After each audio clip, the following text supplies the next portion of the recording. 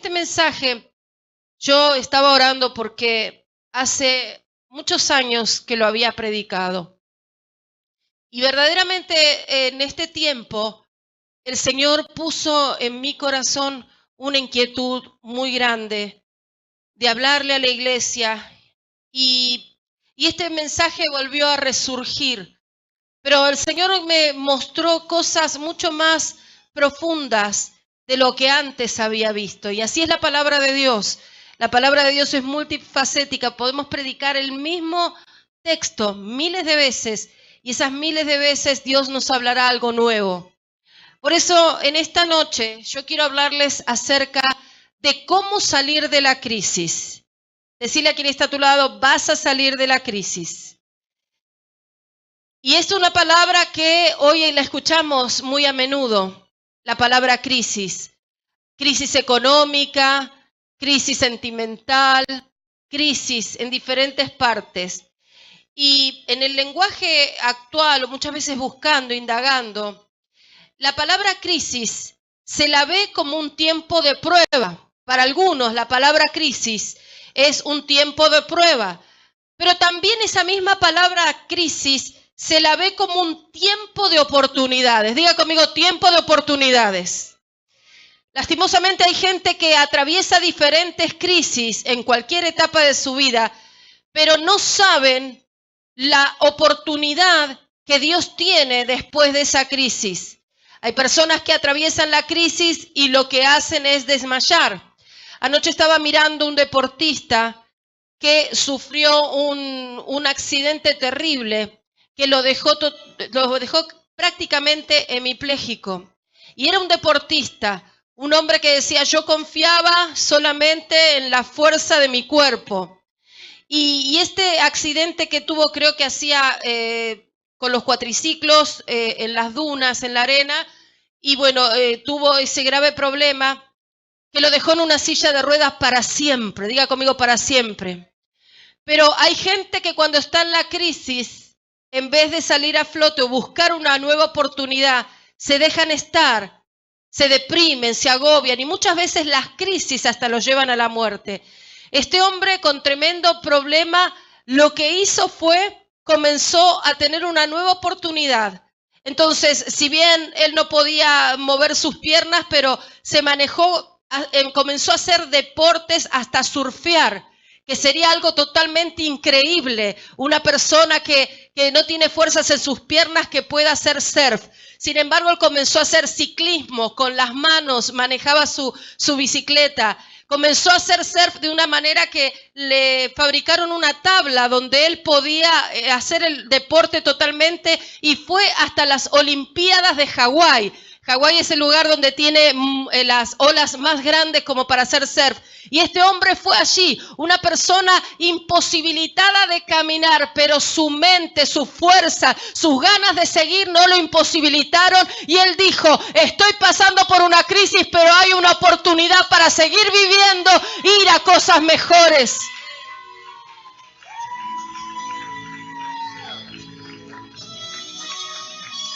Entonces la crisis desata la oportunidad. La crisis te lleva de el peor de los tiempos al mejor de tus tiempos.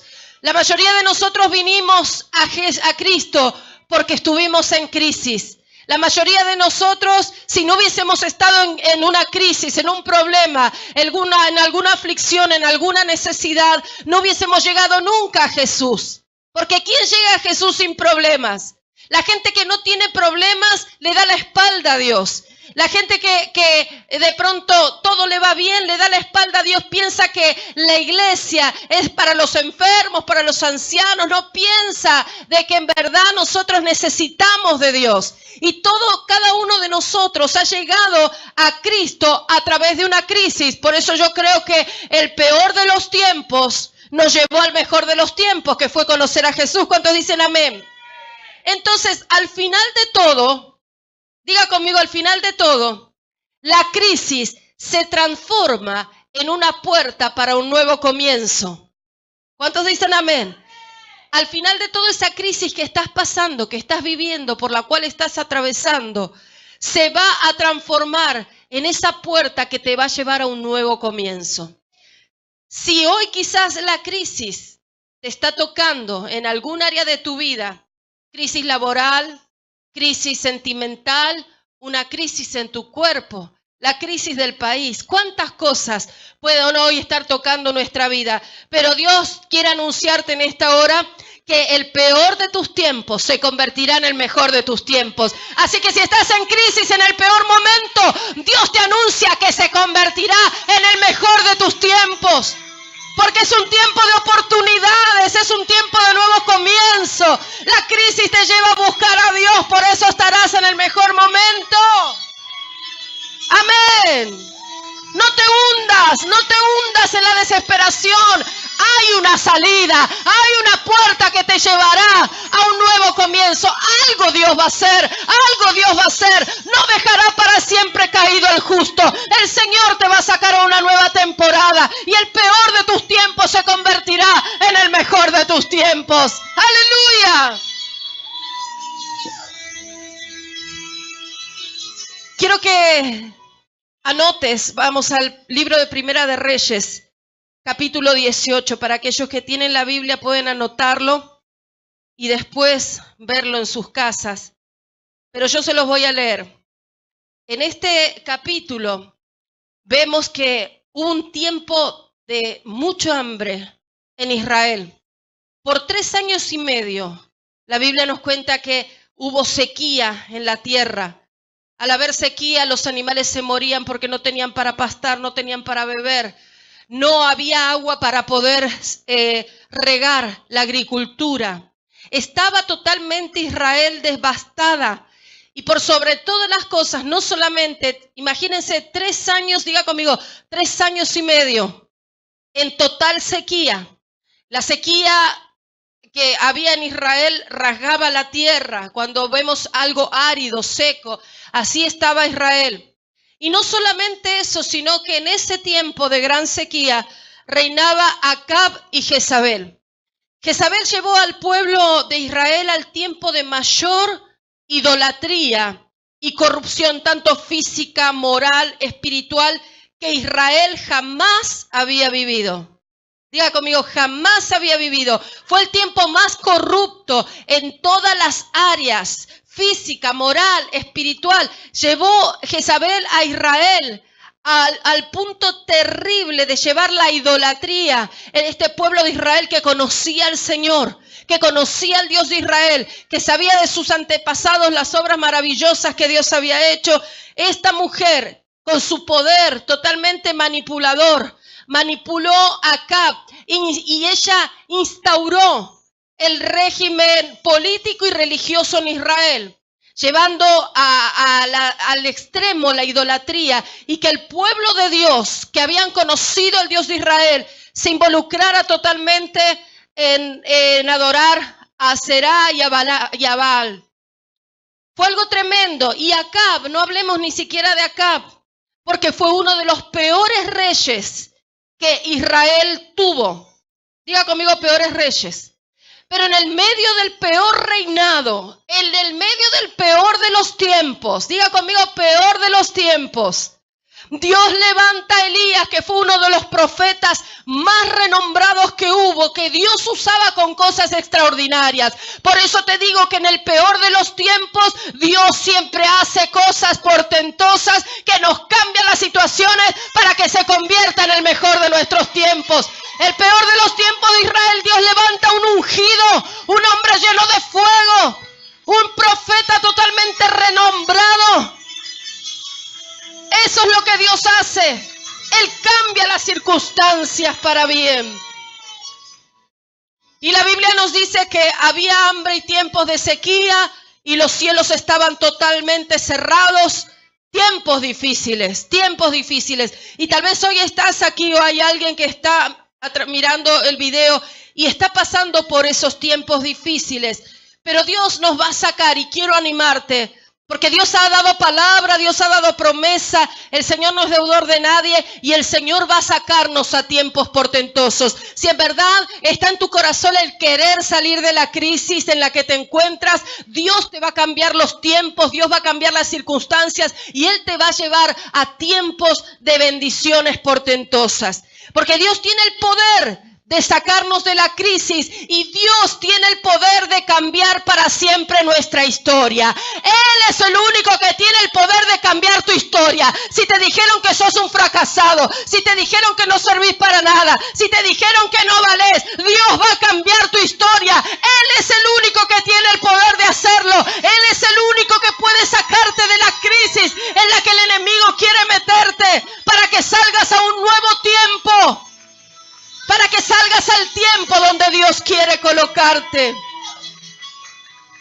Hoy tal vez te acostás en el peor de tus tiempos o te vas a dormir con las cargas, con los problemas, con todo encima, con las deudas que te agobian, pero mañana te vas a levantar en total victoria, porque así es el Señor. Él es el único que muda los tiempos y estamos en el tiempo justo de Dios, donde vamos a ver al Señor moviendo su mano en favor de su pueblo, trayéndonos totalmente favores inusuales a nuestra vida. Pero siguiendo con el libro de Primera de Reyes, capítulo 18, en el versículo 20, luego que la historia es larga porque la Biblia dice que Acab quería obviamente matarlo a Elías, lo venía persiguiendo y demás.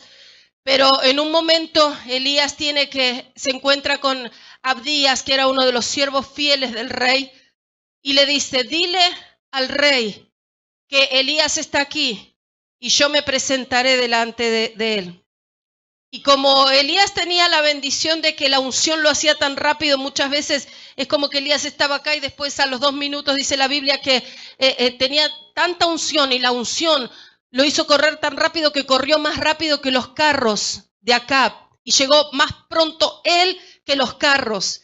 Entonces el criado le dice, ay no, señor mío, ¿cómo me dices de que vaya a avisarle a Acab si el Espíritu del Señor te saca, te lleva quién sabe a dónde? Y si yo le digo que estás y no estás, me va a matar. Y él le dijo, vive Jehová. Dile, ve tranquilo, vive Jehová de que yo estaré aquí y hoy me encontraré con Acab. Y se encuentra Elías con Acab.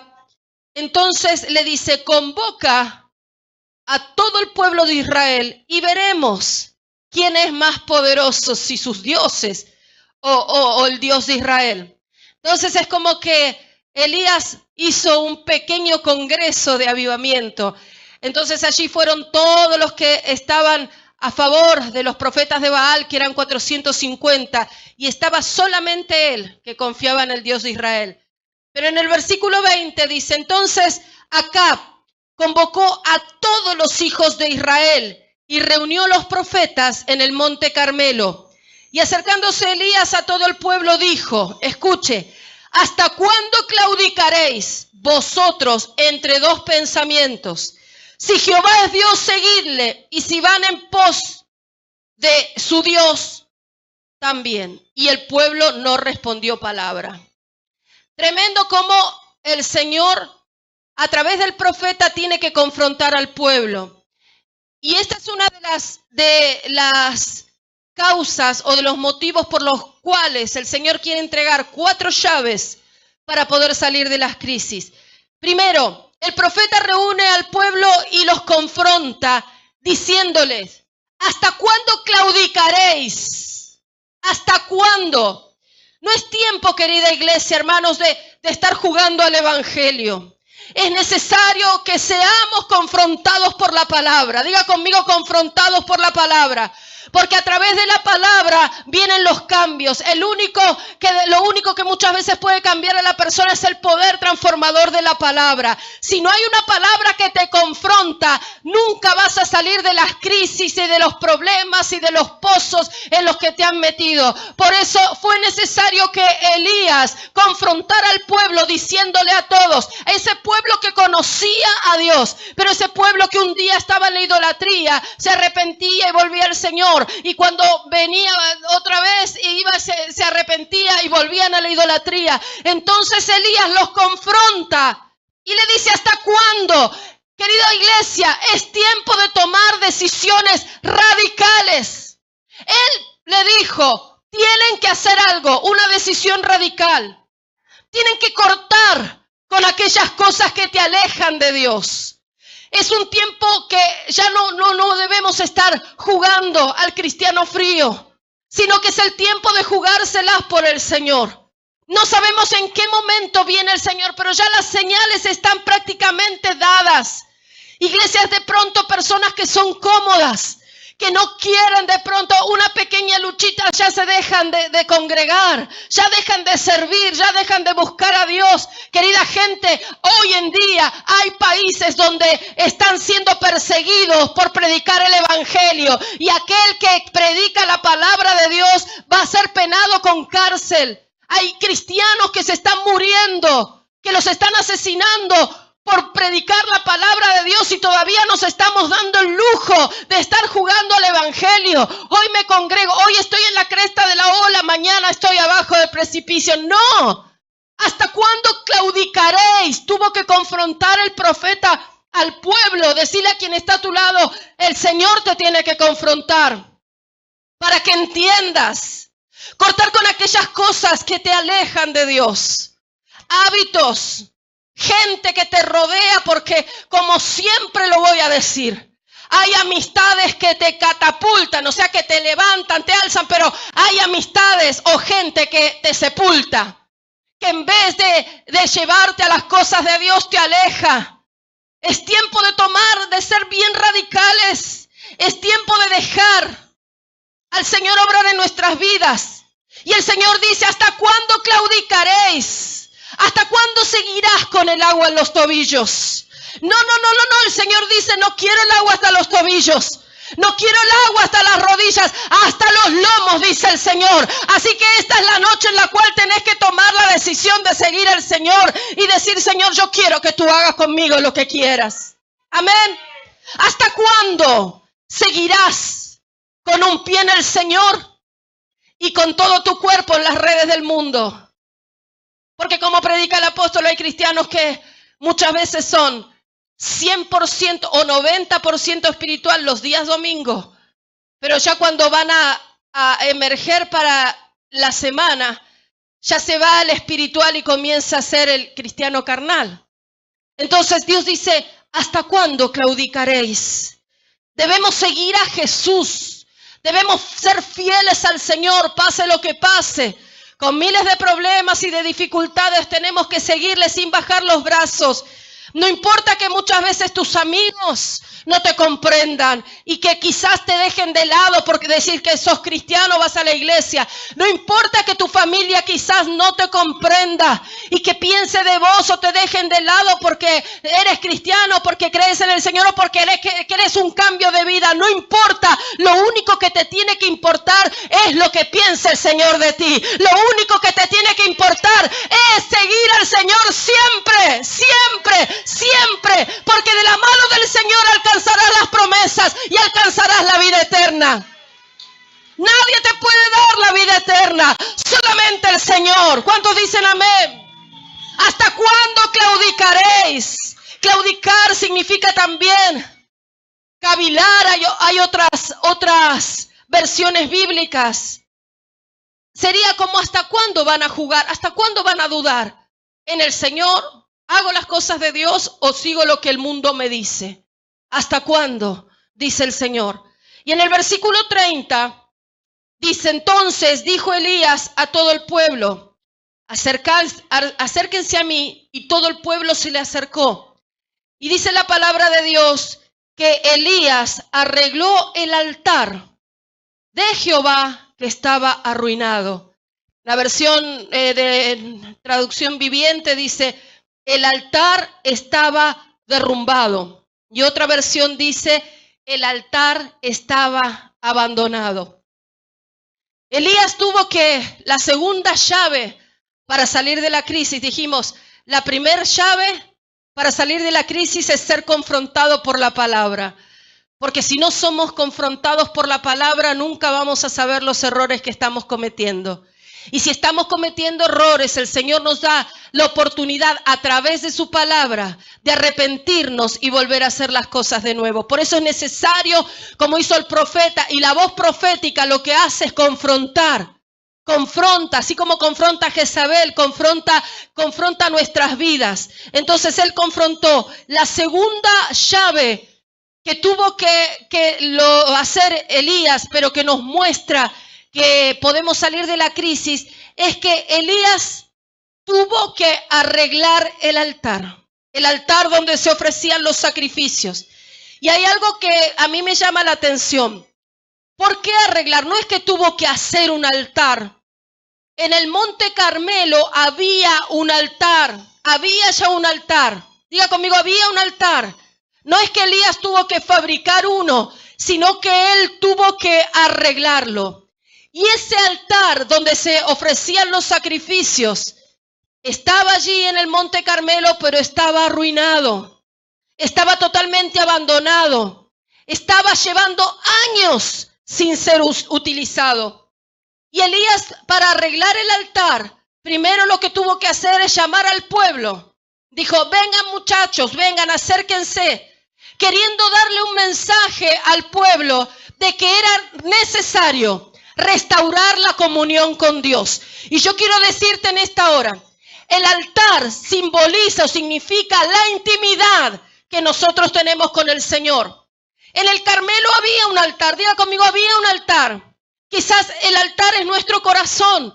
Muchos decimos, sí, yo tengo un altar en mi corazón, sí, yo creo en Dios, sí, yo hago las cosas a medias como el pueblo de Israel, que claudicaba cada 2 por 3.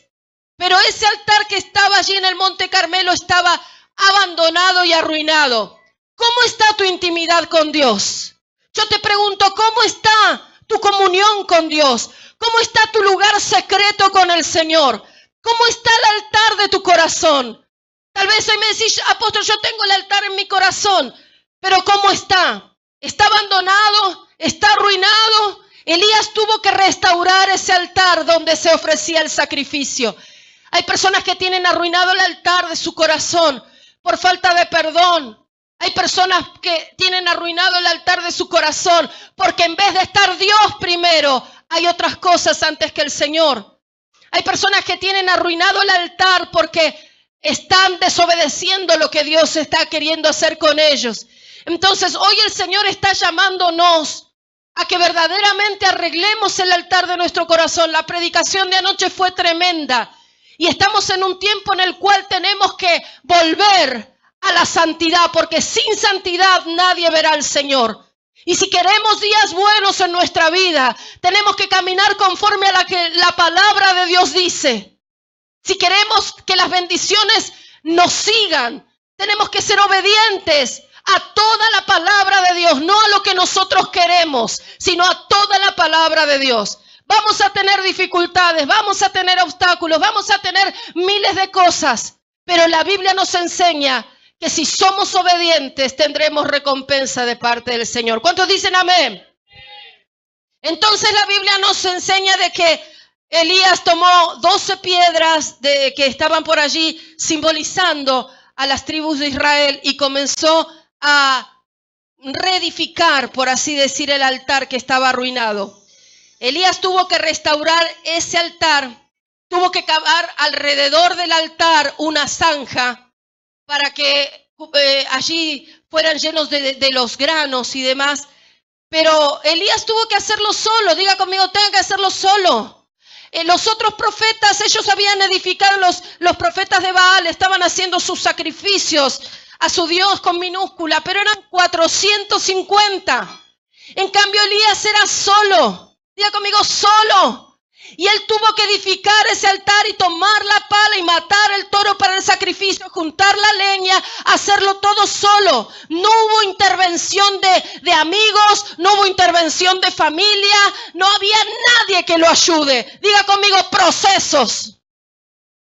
Dígalo más fuerte, procesos, desiertos, que hay que pasar, pero tenemos que pasarlo solos. Haz tu parte y Dios hará el resto. Pero hay cosas que no podemos. Otro no puede restaurar o arreglar tu altar. Yo tengo que arreglar mi altar. Otro no puede restaurarlo, sino que yo tengo que restaurar mi altar delante de Dios. Vos tenés que restaurar tu altar delante de Dios. Cada uno de nosotros.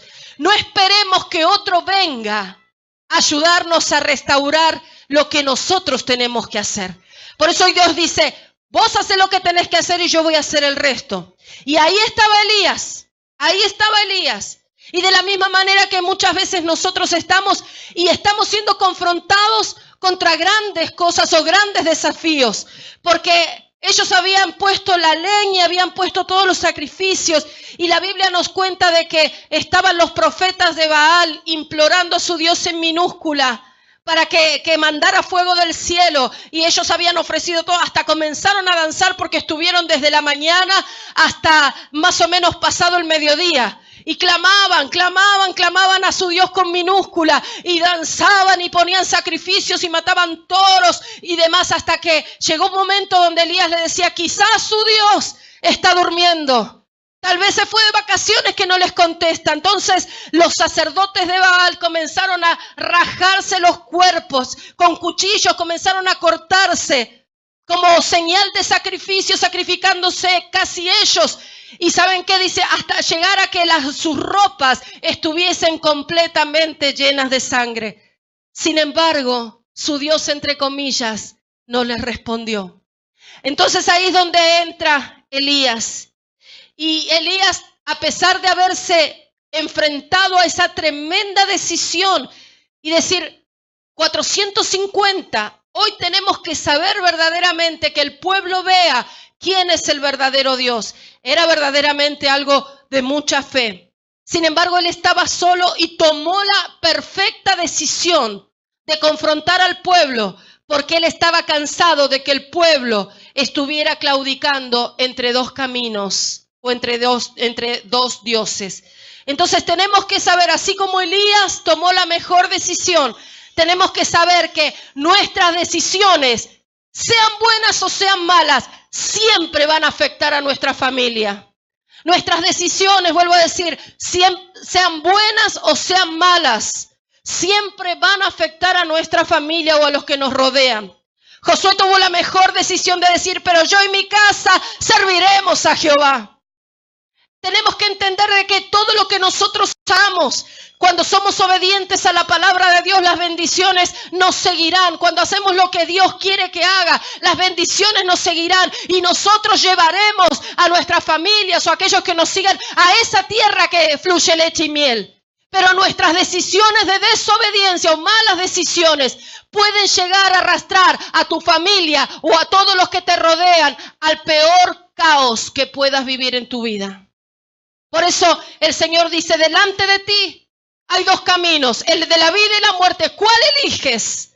El Señor nos da el libre albedrío para elegir qué es lo que queremos. Si seguir el camino del Señor, seguir la obediencia a su palabra, o seguir el mundo y sus deseos que nada nos pueden dar. Decile a quien está a tu lado, ¿cuál eliges? Por eso es que hoy el Señor está interesado y nos está llamando a todos a que podamos restaurar nuestro altar, nuestro corazón. La tercera llave que el Señor dio para salir de las crisis, versículo 32, dice, y preparó luego la leña, Elías preparó luego la leña, cortó el buey en pedazos y lo puso sobre la leña. O sea que lo que él preparó fue el sacrificio. Diga conmigo, sacrificio. No, pero si lo dice así, no es ningún sacrificio. Diga conmigo, sacrificio. ¿Y saben qué? Era el sacrificio que Dios estaba esperando. Ahora yo te pregunto, ¿qué sacrificio el Señor está esperando de vos? ¿Qué es lo que Dios está esperando que hagas que no lo estás haciendo? ¿Qué es lo que el Señor te está exigiendo que hagas? Llegaste hasta acá y ahí quedaste. Y el Señor está pidiendo un sacrificio como a Él le agrada. Muchas veces cuando estamos No estoy hablando solamente en este caso de la ofrenda, que era el sacrificio, sino también de nuestro corazón o de nuestro servicio. Sacrificios por servir a Dios. Lamentablemente hoy hay una generación que se ha acostumbrado a la comodidad, se ha acostumbrado a todo lo fácil, a todo lo rápido, y se olvidaron del sacrificio. Si me preguntan, yo extraño mucho la generación en la que nací, porque sí que esa era una generación de sacrificio. Hermanos queridos, con mi esposo teníamos que, con nuestro hijo en brazos, muchas veces sin tener para comer, y porque no teníamos para pagar un colectivo, nos íbamos 60 cuadras caminando de ida y de vuelta en el frío del invierno de Mar del Plata a predicar la palabra. Muchas veces no teníamos para comer, sin embargo seguíamos fieles adorando a Dios. Lo único que nos preocupaba era que nuestro hijo tuviera la leche. Y íbamos con él y lo arropábamos y caminábamos, y el frío no es como el frío de acá. El frío era tremendo, pero ahí íbamos en medio de la lluvia, íbamos nosotros y nuestro hijito iba con nosotros ahí. Pasó el tiempo y nosotros comenzamos a entender que el Señor quería algo más. Pero el sacrificio a nosotros no nos detuvo. A veces teníamos que viajar de Mar del Plata para acá porque nos exigían que teníamos que venir y no teníamos dinero, porque verdaderamente era por fe que vivíamos. Y teníamos que viajar en el tren, en la parte más fría, y veníamos con el bebé arropado. Y veníamos y servíamos al Señor. Nos dejaron tirados, nos dejaron 15 días acá en Buenos Aires con la misma ropa, sin poder cambiarnos, sin tener un lugar para estar, sin tener para comer, pero le servíamos al Señor con gozo. Íbamos a las campañas y de pronto en las campañas teníamos que estar, nuestros hijos dormían al lado de los bafles, nuestros hijos pasaban dificultades, pero ¿saben qué? Mi hijo mayor nos dice cuando iba a la escuela: mamá, yo me quiero enfermar para faltar a la escuela, nunca me he enfermado. ¿Sabes por qué? Porque desde pequeño él fue instruido en el mismo esfuerzo de sus padres. No importaba el sacrificio para ir a adorar a Dios, no importaba, íbamos con todo a adorar al Señor, con todo a alabar a Dios. Pero hoy la iglesia se tornó cómoda. La iglesia y después voy a seguir con esto porque el Señor me dio una palabra. Pero la tercera llave que era para poder salir de la crisis era que el Señor estaba esperando un sacrificio, y no era cualquier sacrificio. Diga conmigo, no era cualquier sacrificio. Ahora, en el momento de sacrificar, y quédense tranquilos que no voy a hablar de prosperidad, por así decir, porque algunos dicen, bueno, apóstol, todo venía bien, pero ya cuando empieza a hablar de la ofrenda, ya cambiamos la cosa. No. Decía, quédate tranquilo. Pero una de las primeras tentaciones en la crisis que pasamos, cuando hablamos en crisis económica, una de las primeras tentaciones es dejar de diezmar. Esto no pasa, decir que es para otro lado, ¿verdad que sí? Pero tenemos que entender que el tema de diezmar es una cuestión nuestra con el Señor. El que tiene problema para diezmar no lo tiene ni con el pastor ni con la iglesia, lo tiene con Dios. Es una cuestión muy personal de obediencia. Aquel que quiere agradar a Dios va a decir: Señor, todo es tuyo, porque sabemos aparte que estamos en obediencia. Y el que no lo quiere hacer no es el problema. Hay gente que se confunde. El problema no lo va a tener ni con el pastor ni con la iglesia, sino con el Señor mismo, porque vivirá bajo los cielos cerrados. Pero muchas veces cuando estamos en una crisis económica, el diablo va a venir a querer tentarte, porque sabe que cuando te robe el holocausto, o sea, cuando te robe tu ofrenda o el sacrificio o tu fidelidad. Por eso yo le dije que no solamente estoy hablando acerca de la ofrenda económica. El diablo sabe que cuando te robe tu fidelidad, que cuando te robe ese sacrificio, porque no puedo decir, ay, no, algo que no me cueste nada. No, yo voy a hacer cualquier sacrificio por el Señor. Y aunque me tenga que ir caminando como lo hacíamos nosotros, vamos a ir a predicar la palabra de Dios. Vamos a seguir adelante. Sacrificios quiere el Señor de nuestra vida. Yo creo que se acabó el tiempo de la comodidad. Yo creo que se acabó el tiempo de la pereza. Cristo viene pronto. Hay miles de almas afuera que necesitan escuchar la palabra de Dios. Y por haber cristianos cómodos, envueltos solo en sus problemas, no quieren salir a predicar. Es tiempo de levantarnos y salir de la comodidad. El diablo va a querer venir a robar tu ofrenda, o sea, tu holocausto. Va a querer venir a robar tu sacrificio, el sacrificio que hagas por el Señor. Va a querer venir a robar tu fidelidad. ¿Sabes por qué va a querer hacer todo eso? Porque sabe que si te roba tu sacrificio, tu fidelidad, tu esfuerzo, vas a permanecer siempre en la crisis. Porque sin sacrificio, sin fidelidad, jamás saldrás de la crisis. El problema de la tentación. Cuando estábamos nosotros en Colombia, uno de los viajes anteriores, habíamos llevado todos nuestros diezmos para presentar en la casa de Dios. Y íbamos con tanto gozo y con alegría, ya teníamos, estábamos en el hotel, cuando íbamos a depositar nuestros documentos en la caja fuerte del hotel, nos encontramos que el dinero que nosotros teníamos para subsistir no estaba.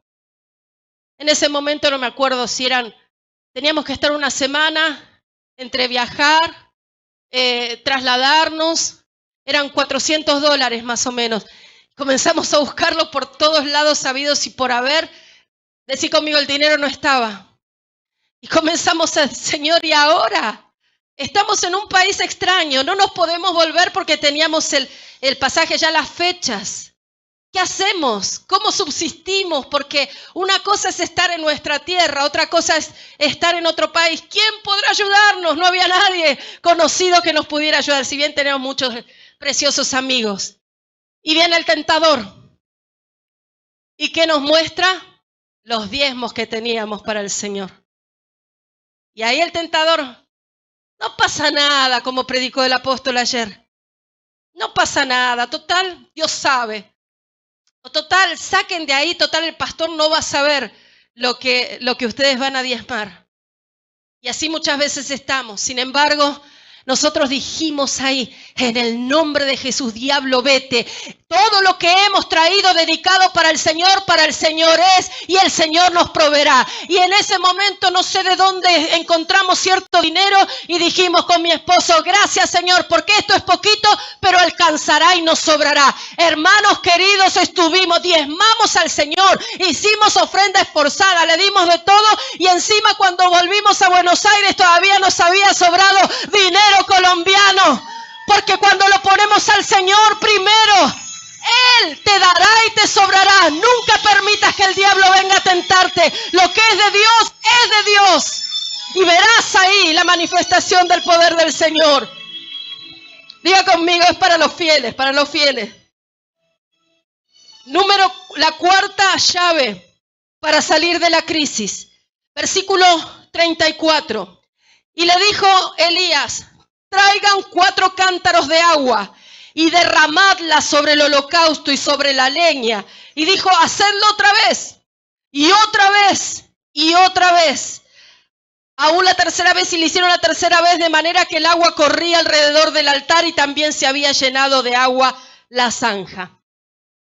Imagínense que estamos en un momento donde quizás vos estás pasando una crisis económica. Y viene el varón de Dios y dice, dame una ofrenda. O tenés que darme lo último que tenés. La persona que es receptiva al Espíritu Santo sabe que cuando es una palabra de Dios va a reaccionar automáticamente. Pero aquel que todavía su mentalidad está atada con una mentalidad de criado, lo que hace es decir, no, ¿cómo? A este se le ocurre venir a pedir plata cuando yo estoy en el peor momento. Sin embargo, Elías, había una gran sequía que no había llovido por 3 años y medio en Israel. Y el profeta va y le pide agua. Diga conmigo, sería ilógico. pero Elías, nos venís a pedir agua cuando no hay, 3 años y medio, no tenemos agua. Pero esa era la ofrenda verdaderamente esforzada. ¿Por qué le pidió agua? Porque era una ofrenda esforzada, porque el agua era valiosa en ese momento y no era cualquier agua, no era un agua de un lugarcito. Para el holocausto, Dios pedía lo mejor, diga conmigo lo mejor. Así que tenía que ser agua de pozo. Entonces esta gente, estos servidores al cual Elías le pide el agua, fueron y dice que cargaron 4 cántaros para llevarle el agua a Elías. Cada cántaro tiene entre 38 y 40 litros de agua. Diga 38 y 40 o 40, cada cántaro.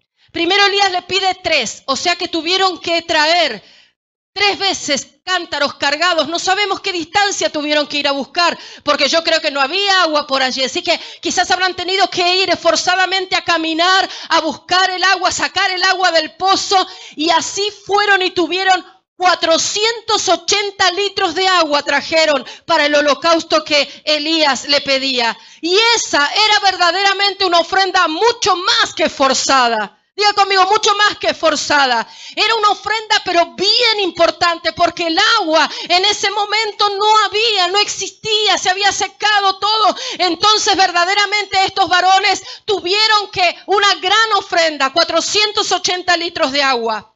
Pero lo que más me habla a mí el Señor en esta parte no es de la ofrenda material, que trae grandes bendiciones, sino del servicio y del esfuerzo. No solamente de dinero, sino el esfuerzo que tuvieron que hacer para servir al Señor. El sacrificio que tuvieron que hacer para servir al Señor. Tuvieron que ir y llenar 3 veces los cántaros de 40 litros cada uno. Y traerlo de lejos y traerlo caminando.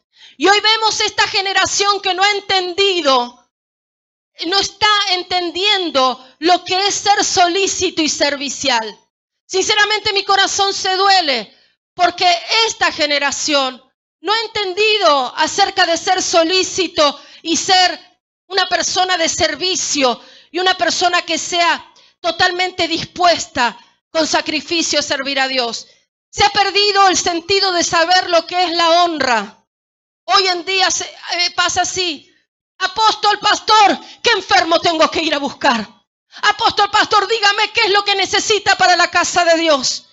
No. Hoy hay que estar pidiendo, por favor, hay alguien que pueda ir a visitar a un enfermo, a buscar a alguien y no encontrás manos que se levantan. Hay alguien que pueda ir a los hospitales y solo 1 o 2 personas van. Hay alguien que pueda venir a hacer algo en la casa de Dios y no lo hacen o ponen miles de peros y de excusas. Entonces, ¿qué necesita apóstol? ¿Qué necesita pastor? ¿Qué necesita profeta? Eso se llama honra. Diga conmigo, honra. Muchos no quieren escuchar esta palabra. El profeta pidió y fueron y vinieron y trajeron lo que el profeta había pedido. Y quiero decirte en esta hora que cada vez que haces algo por el varón de Dios, escuche bien, porque esta palabra me la dio el Señor. Cada vez que haces algo por el varón de Dios, es la oportunidad que Dios te da para bendecirte. Es la oportunidad que Dios te da para que salgas de la crisis. Muchos están en crisis porque no saben lo que es honrar. Muchos no quieren salir de la crisis porque no saben acerca de lo que es el poder de la honra. Miren la situación de hoy en día. Escuchen lo que pasa hoy en día. Apóstol, ¿necesita que lo lleve? Yo lo llevo. Un hijo de la casa dice así. ¿Necesita que lo lleve a algún lado? Yo lo voy a llevar. Quédese tranquilo. Así reacciona un hijo de la casa. Conozco un pastor, puedo contarle miles de testimonios. Un pastor que no tenía auto por diferentes motivos. Nosotros nos quedamos 2 años sin auto y fue el momento donde más necesitábamos el auto. Y muchas veces teníamos que andar pidiendo por favor que los remises pudiesen llevar a nuestra perrita que se estaba muriendo de cáncer. Muchas veces teníamos que andar pidiendo por favor. ¿Y te acordás cuando nos dejaron allá en Moreno, en pleno frío? Cuando teníamos que ir a predicar y demás. Entonces yo conozco a veces las necesidades. Cuando un pastor no tiene un vehículo es bastante difícil por todo lo que hay en la obra. Pero conozco un pastor que, no tenía su auto y los hijos de la casa le dijeron, pastor, tome las llaves, se lo presto, úselo cuando quiera, porque usted no puede quedarse a pie. Así piensa un hijo, usted no puede quedarse a pie. Usted es mi pastor, es el hombre de Dios, es aquel que me alimenta con la palabra, es aquel que vela por mí en las noches, que me guarda, que me cuida. Usted no puede quedarse de pie. Esos son como los Pedros. Pedro tal vez necesitaba la barca porque era pescador, pero le dijo, Señor, la necesitas vos, tomá la barca. Y el Señor se la devolvió, pero multiplicada de peces. Porque siempre que hacemos algo por el hombre de Dios, siempre se manifestará la multiplicación en sus vidas. Dios no es deudor de nadie. Dios no es deudor de nadie. Todo lo que le damos al Señor vuelve a nuestra mano multiplicado. Eso es el servicio del reino. Hoy en día, escuche el diálogo de hoy en día. El pastor le dice, hermano, ¿me podría llevar a tal lado a predicar? Y el creyente le dice, sí, cómo no, me tiene que dar tanto para la gasolina, el peaje y lo llevo. O sí, cómo no, pero el viaje le sale tanto. No, ¿qué es eso? ¿Qué es eso? Eso no puede ser así, eso tiene que cambiar. Si en verdad querés tener una mentalidad de hijo, si querés salir de la crisis, no podemos estar pensando así, porque así los cielos nunca se abrirán.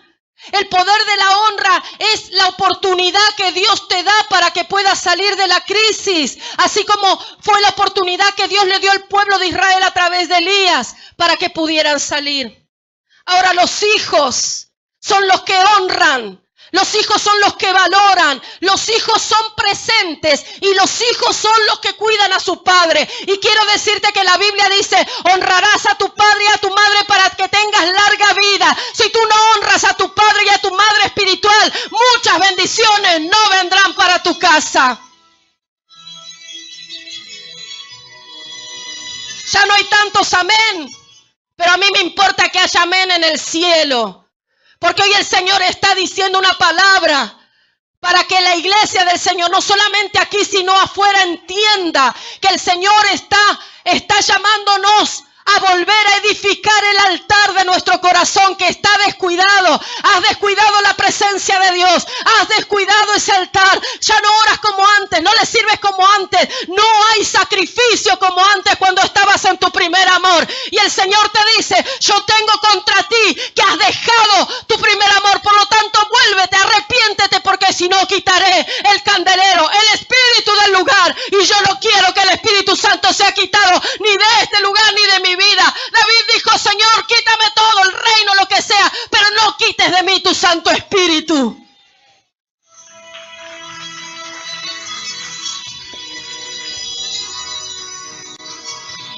¿Por qué quiero que entiendas esta palabra? Porque solo los que tienen la mentalidad de hijo son los que están capacitados para heredar. El criado no hereda, pero está en cada uno. Cuando el Señor no es honrado, el Señor se va. Nuestro apóstol nos habló. Cuando el Señor no es honrado, no es cuidado, el Señor se va. Y algunos dirán, bueno, para el apóstol es el Señor. Sí, pero para el Señor, sus siervos son como la niña de sus ojos. Hay aquel que toque uno de mis siervos, dice el Señor, es como tocar la niña de mis ojos. Y la palabra de Dios, una de las traducciones que yo tengo es, el que da un vaso de agua a uno de mis profetas, por cuanto es profeta, recompensa de profeta tendrá. La iglesia primitiva vivió un gran avivamiento, una iglesia próspera, pero todos eran solícitos absolutamente en todo. Dice la palabra que vendían sus propiedades, lo ponían a los pies de los apóstoles y ellos después lo repartían y no había ningún necesitado entre ellos. Eran hospedadores, eran serviciales. Hoy en día, no, Señor, todo lo mío es mío. Quítate ese pensamiento, Señor, todo lo mío es tuyo. ¿De qué te sirve? Si cuando te vayas, no sé si abajo, arriba, no te vas a llevar nada. Mejor que te vayas para arriba. No te vas a llevar nada. ¿No es mejor decir, Señor, todo lo que me diste o todo lo mío es tuyo? No, hoy la generación dice, lo mío es mío y lo mío es mío y lo mío es mío. No hagas de pronto tu corazón, no hagas raíz tu corazón en las cosas materiales. La iglesia primitiva sabía lo que era honra. Pero escuche, quiero terminar. Satanás se infiltró allí en ese tremendo mover del Espíritu Santo. Se infiltró allí para robar la honra y contaminar el clima de generosidad que tenía la gente, usando a Ananías y Zafira, que le mintieron al Espíritu Santo. ¿Y en qué le mintieron? ¿En cuánto tiempo oraron? No. ¿En cuánto tiempo, cuántas reuniones faltaron? No. Le mintieron con respecto a las finanzas, que no era necesario mentirle, pero ellos mintieron con respecto a las finanzas. Entonces cayó el juicio y vino la muerte por mentir al Espíritu Santo en las finanzas y en querer robar la honra. Al hombre quizás muchas veces vas a poder mentirle, pero nunca te atrevas a engañar al Espíritu Santo. Amén. ¿Quieres salir de la crisis en la que te encuentras hoy? Primera de Reyes 18:41. Entonces Elías le dijo a Acab, después que Elías presenta todo el sacrificio, arregla el altar, derrama la tremenda y esforzada ofrenda. Entonces después de eso viene la palabra y le dice Elías a Acab: sube, come y bebe, porque una gran lluvia se avecina. ¿Qué fue lo que desató la lluvia? ¿Qué fue lo que trajo el rompimiento al tiempo tan duro que vivió Israel? El rompimiento de la crisis vino después de la palabra soltada, después que se cumplieron estos 4 puntos, no antes. En los últimos tiempos de la crisis, una ofrenda esforzada hará que los cielos se abran a nuestro favor y se desate esa lluvia que tanto estamos esperando. Quiero terminar con esto. Elías desafía al pueblo a hacer una ofrenda esforzada y luego de todo eso vino la palabra que acabó con la sequía. Esta gente que le llevó los 12 cántaros llenos, sembraron y recogieron muchísimo más, porque luego de esa siembra vino la gran lluvia. Y así Dios siempre quiere devolvernos todo. Nuestra generosidad va a ser exageradamente abundante y premiada por el Señor. Dios no es deudor de nadie, pero en esta noche te dice, si quieres salir de la crisis, hay 4 cosas que tienes que hacer. Primero, el Espíritu Santo te confronta con la palabra y te dice, ¿hasta cuándo vas a claudicar? ¿Hasta cuándo vas a claudicar entre dioses? ¿Hasta cuándo vas a seguir jugando con Dios y con el mundo? Toma decisiones radicales y seguilo al Señor. Eso es lo que tenemos que hacer. Segundo, restaurar el altar. Un altar roto, un altar abandonado no puede ser un lugar óptimo para poder presentar nuestros sacrificios. Dios te dice, arregla el altar de tu corazón en esta hora, porque el Señor quiere hacer algo tan poderoso. Pero si tu altar está caído, si tu altar está abandonado, si tu altar está hecho pedazos, el sacrificio no podrá ser presentado en ese lugar. Tercero, el Señor dice, cambia tu mentalidad a una mentalidad de hijo, sé solícito, vuelve a honrar, el poder de la honra, sé solícito, ese poder de la honra hará que se te abran ventanas dimensionales para tu vida. No seas indiferente, no seas tibio, sino que tienes que decirle, Señor, heme aquí. Heme aquí, si me pides cualquier sacrificio, por ti lo haré, porque quiero decirte que mayor sacrificio que Cristo en la cruz del Calvario para que nosotros seamos salvos, nadie lo hizo. Así que cualquier cosa que tengas que hacer, por más que te tengas que venir caminando de la China, será tan poco en comparación de lo que el Señor hizo por tu vida. Aleluya, póngase de pie, póngase de pie, póngase de pie. Yo siento que una unción está fluyendo aquí. Aleluya. Vamos a orar, vamos todos. Dios quiere que arregles tu altar. Vamos, el Espíritu Santo se está moviendo aquí. Aleluya, levanta tus manos, levanta tus manos. Algo especial Dios está haciendo. Ven, corre aquí adelante. Algo especial Dios está derramando. ¿Sabes qué? Dios está hablando de ser solícito. Solícito. Él está necesitando personas solícitas. Personas que no pierdan su tiempo en tonterías, en pavadas. Personas que estén dispuestas a darle lo mejor a Dios. Él está esperando lo mejor mejor de ti. Él quiere lo mejor de ti. Él quiere darte lo mejor. Pero ¿cuándo sucede? ¿Cuándo acontece eso? Cuando estás dispuesto a entregarlo todo. ¿Sabe qué? Hay algo profético en esta palabra. Hay algo profético. Esta palabra revela quién tú eres en tu corazón. Esta palabra saca a luz quién tú eres. ¿Qué espíritu tú tienes en tu corazón? ¿Sabes por qué? Porque esta palabra te confronta. Te confronta para saber si eres un hijo o un criado. Si eres un hijo servicial o una persona que le da lo mismo. Si las bendiciones vienen o no vienen. Pero Él te está hablando. Él te está hablando. Él está ministrando tu corazón. Y algo está haciendo. ¡Aleluya! Es tiempo de arreglar el altar de tu corazón. Es el tiempo de Dios. Este es el momento del Señor. Todos orando ahora. Pon tu mano en el corazón. Pon tu mano en el corazón y di: en esta noche, Señor, yo me arrepiento de corazón. Yo te pido perdón. Arreglo mi altar. Señor, el altar tuyo en mi corazón lo arreglo ahora en el nombre de Jesucristo. Es el tiempo profético. Recuerda lo que fue al principio. Al principio de esta reunión se derramó el poder del Espíritu Santo. ¿Sabes qué fue? ¿Sabes qué fue? Fue la lluvia. Es el mes profético. Shevan, el mes donde dice el Señor, es la lluvia que golpea fuerte. Precisamente para que el agua llegare a las raíces. El Señor quiere que tu vida vuelva a fructificar, vuelva a crecer, pero para eso arregla el altar. La tierra donde estaba el árbol estaba seca, y dice el Señor: la lluvia quemando es lluvia que rompe la tierra, golpea la tierra, porque el Señor quiere que su agua, que su lluvia llegue a las raíces de los árboles. Por eso dijo el Señor en su palabra: es el tiempo del Señor. Como el Salmo 1, aquel que se deleita en mi palabra, aquel que no se siente en silla de escarnecedores, será como un árbol plantado junto a las corrientes de las aguas. Ese es el tiempo de Dios, y que las aguas del Espíritu Santo llegue a tu altar, a tu corazón. Por eso que Elías derramó 3 veces derramó agua sobre el altar. El Señor quiere que sus aguas lleguen a tu corazón. Arréglalo.